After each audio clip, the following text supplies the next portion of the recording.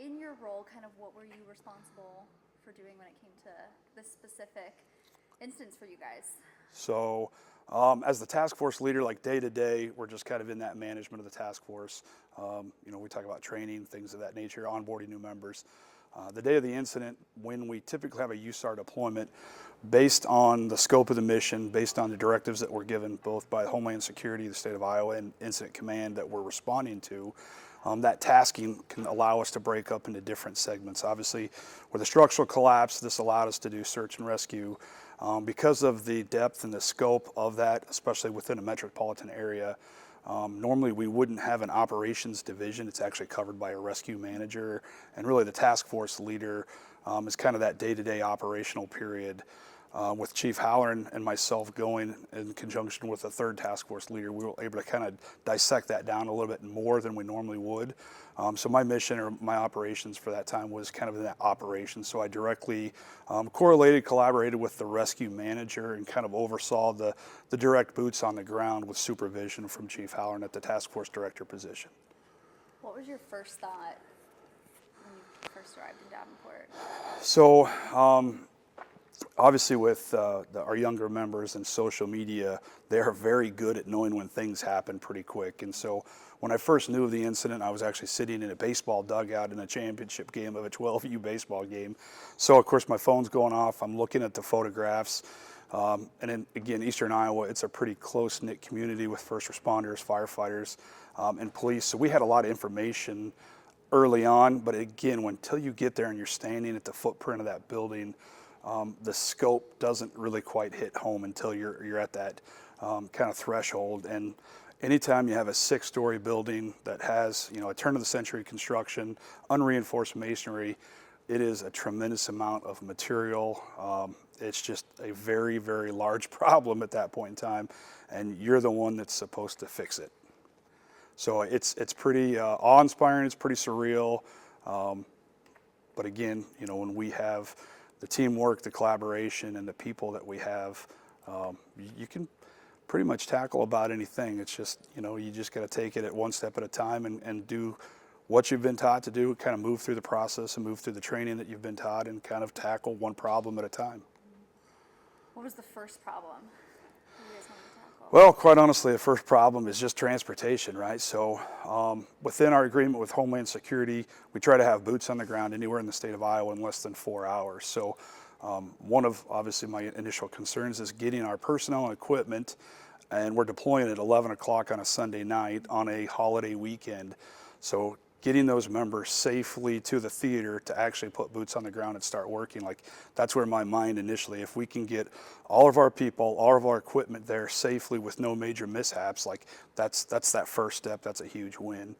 And then once we get there, really it comes down to we need to so we don't operate independently. So that's a common misconception, is that Iowa Task Force 1, we're kind of the state's multi-tool, that Gerber tool. So we always operate under the umbrella of the local authority having jurisdiction, Incident Command. So getting on scene, connecting with those folks, and really going, hey, we're here to help. What can we do for you? Once we kind of establish that collaboration and that groundwork, it really goes into what are our problems? So obviously we have had a structural collapse. How many people are unaccounted for, lost, missing? Do we have any reports of victims trapped? And then doing that structural assessment to make sure, okay, this building has found its temporary equilibrium. Are we still there? If we start to move, is this going to be a giant game of Jenga, right? We all know how those games end. So being very cautious, very concerned with that, and then working in collaboration with our structural engineer in conjunction with other structural engineers, making sure we kind of have a pulse on this building to see what it's actually doing real time. When you guys first went in and started rescue efforts, do you guys know if there were still people in the building, or how were you guys approaching that? So whether the fire service or whether urban search and rescue, we always assume that there's somebody there, right? So we always operate, we have really 2 modes. There's rescue mode and recovery mode. We always operate in the rescue mode until otherwise deemed prudent to shift strategies to transition. So we didn't have great intelligence. We knew that working with local incident commander and the law enforcement in the area, that the structure had a very transient population. There wasn't really definitive information of who was in the building at the time, how many of the units were exactly rented, because I mean, again, it was a short time from collapse to our arrival. That data just takes time to compile. And again, it's Sunday night on a holiday weekend, how many people are working. So we didn't have a lot of detailed information as far as victimology or the number of occupants, but again, we just assumed that until we actually had physical contact, had footprints in those rooms, in those areas, and then in conjunction with canines and tech search equipment, and unless we could positively say there's nobody here, we just assume there's somebody there. So once we kind of got that structural assessment done, then it was really the search operations, which going room by room, floor by floor, and then of course trying to avoid some of those areas until we had either securement in place as far as shoring, or we had the kind of the arbitrary thumbs up for the structural engineer saying, hey, you're good to go here. We avoided areas and then we sent canines into those other areas. So we always try to provide at least 2, sometimes 3 means of search, and again using physical search for us human eyes, canines, and then tech rescue or tech search. Yeah, I remember seeing all the video. We have all the video of the dogs searching and Yeah. stuff. Talk to me a little bit about kind of what they were doing and what they found. So the canine aspect is obviously it's very near and dear to a lot of folks. We do hours and hours of training, right? Their entire life is training. So between the canines and the handlers, there is not like where we train 2 or 3 hours maybe in a day, like that's their entire life. So yes, they garner a lot of respect from the public, but it's not near as much as what they actually deserve, because it is truly a lifestyle for those individuals.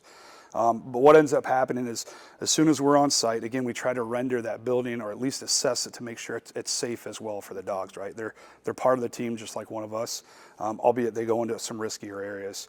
And what they'll do is there's really 2 different types of canines. So you have a human remains or a cadaver dog, or you have live find. And a lot of that deals with the ambient conditions. So if you think of from the time of the collapse, if somebody's deceased, where does their scent change from being a live find to a human remains? In conjunction, you're dealing with wind speed, humidity. Now think of all the things that are in your home that emit a scent. And the dog has to filter through all that in conjunction with things like cats, rodents, I mean, you name it, anything and everything. Their ability to smell is anywhere from 1 million to 10 million times that of the human, right? So as we kind of render that building safe and we start to send those dogs in through, then it becomes a very detailed mapping process to where they're mapping exactly where that dog's going, what it's seeing. Again, live feed video, sketching to try to identify that if a dog does alert, whether live find or human remains, that we can essentially try to pinpoint that or at least narrow that down. So we talk about the difference between detection and location. Detection is, okay, we know that there's somebody or something there, where location, think of it as more as we try to triangulate and pinpoint exactly where that person is, because then we can target our efforts, right? Very difficult to do in that type of a collapse, especially with the unreinforced masonry, lots of sand, lots of aggregate, and it really kind of compacts with that force, so it almost acts as like a cap. Dogs did give indications at that point in time, and we're running both live find and human remains. Depending on how that information comes back, we always say we trust, but we have to verify, right? So there's times where we can get right in there and use tech search. So acoustic listening devices, cameras. If we're not able to confirm that, then we still look at that as that's just a high degree of suspicion. Like that's a point of interest for us. And so that really was what our operations were from about 0100 to about 06, 0700. Once we had compiled that data, we met with incident command, the mayor, and some other folks, and we kind of like said, here, this is what our data is. And at that point, it's your ability, to make those decisions that you need to make that benefits your citizens and your department and your city. Do you remember, this is kind of a specific question, how many times the dogs alerted? Our search manager would know that by heart, but I think there was probably anywhere from 3 to 6 different points of interest. A lot of them obviously were in and around the vicinity of where we call it the pile or where the collapse was.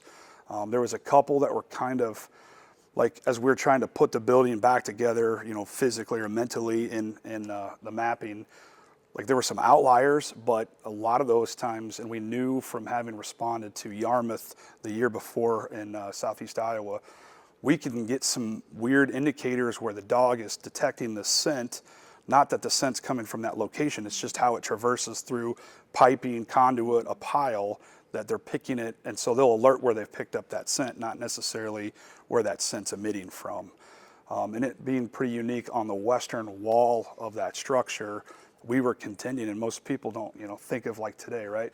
At 0600 this morning, it's 42 degrees outside. At 5 o'clock today, it should be somewhere around the mid 70s. So that 30 to 40 degree warm up also changes how that scent emits and how it evolves from a live find to a human remains scent for those dogs. And so there's a lot of variables. It's not an exact or perfect science. A lot of it's just skill and instinct, but where there are points of indication where it ended up, as we kind of transpired through the next week, we're pretty much spot on in those locations.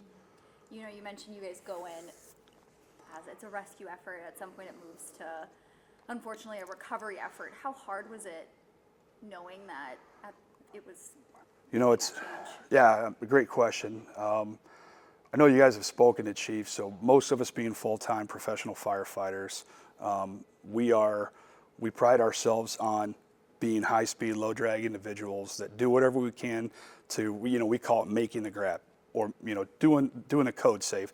Whatever we can to save that life, we're willing to do that. But it is very much kind of that you feel like an immediate loss, like we didn't do what we should have or could have, or we just kind of felt like we were behind the clock, if you will, when we switch those gears. It doesn't mean that we let down and we slow down. It just means that we kind of have that tactical consideration. We come together and go, hey, we know we're willing to risk a lot to save a lot.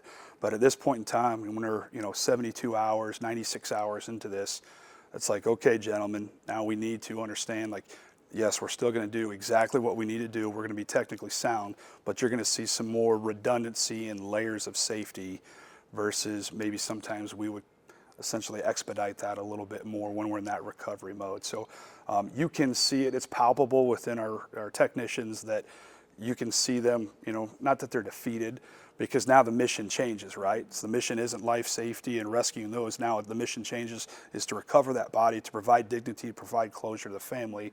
And so there's just a small window, but you can, if you know what you're looking for, you can see that shift in them. And then it's just, 10 minutes later, it's back to business as usual, but we'll provide some more administrative steps in there to make sure we're not, risking anything too much additionally than what we normally would have. How long had you guys been there when you realized that you guys were making the switch? This one was pretty unique in the fact that we were there, and then we kind of came back, and then we were asked back. Really, in that transition, probably the first operational period after being back there, we, especially with the canines provide indication, we knew, like, okay, yes, there's people here, but those live finds had switched to human remains. So again, working with the dogs, understanding, now we have more detailed information coming from PD law enforcement and incident command on site, that us even going into it, it's like, okay, we're going to stabilize this building as best we can, and we're going to do that recovery operation and provide. And so what that allowed us to do is, part of it is the planning aspect. In working with the rescue manager, we had ordered a pretty significantly large lumber package for shoring, because we knew if we were going to spend an extended amount of time in this building, we were going to have to render it stay safe, which would require a tremendous amount of shoring operations. So we had already kind of made that switch en route back the second time. But the guys that had deployed on that Sunday night into Monday, and the same guys that deployed, it wasn't exactly the same group. It was a lot of the same ones. You could tell that shift, but the mission in their mind had just changed. It's like, okay, we're going back. We're going to finish this thing out and see it all the way through as best as we can. We knew that there was a potential that, if we only recovered 2, there was a potential that we couldn't get to that third one based on the stability of the building, and we may not be able to do that. But we already made contingency plans for that as well. And obviously, guys would have been pretty upset if we couldn't complete the mission, because then it's 2 different things at that point. But they're very good at what they do. They're very well-adjusted individuals, as much as we joke, but they're very committed and passionate. And so most of the time, for us to move on, obviously we need that win. And sometimes in USAR, you just don't get that win. I guess my last kind of question for you, how difficult was it searching through that rubble, both emotionally and physically, to find, where those three men were? So it's pretty unique in the fact that, we do firefighting and we search in the dark, zero visibility, high heat, things of that nature. So they're ingrained to search, and it's a passion for them to search.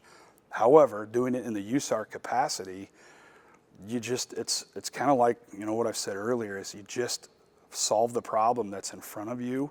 And so it's hard for people to understand that we have millions of dollars of equipment, hundreds if not thousands of hours of training, and sometimes it comes down to a little garden trowel and a 5-gallon bucket.